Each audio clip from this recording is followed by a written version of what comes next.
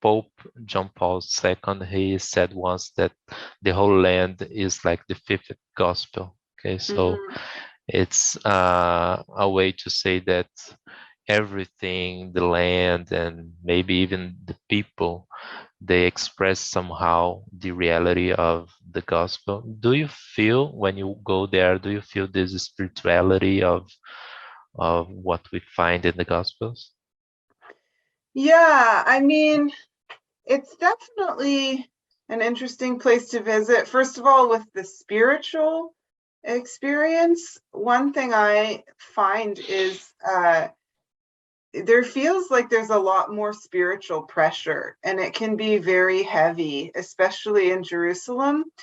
And I remember on my first trip to Israel, I was in Jerusalem and I felt this like pressure or intensity, and I was confused and I didn't really understand.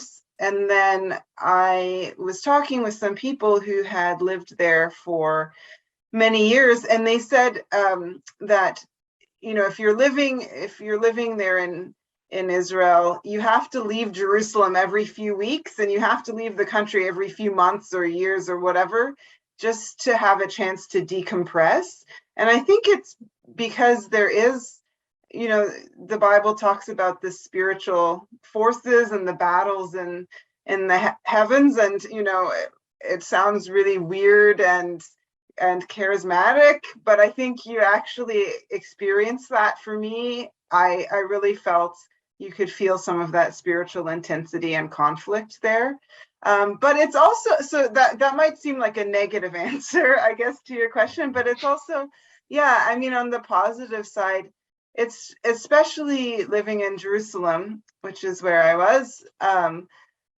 Every time you walk down a street and turn around a corner, you'll see a sign for the Via Dolorosa, or you'll see a sign for, you'll see a church. This is the church where Jesus was whipped before, his death, and so everywhere you go can become a time to meditate Mhm. on Jesus and on the gospel and on the story of scripture. And so that can be a really beautiful thing. And I think there, there's so many people who are there that are really earnestly seeking God. And so it's a good place as well to meet others who are, on the journey of faith too.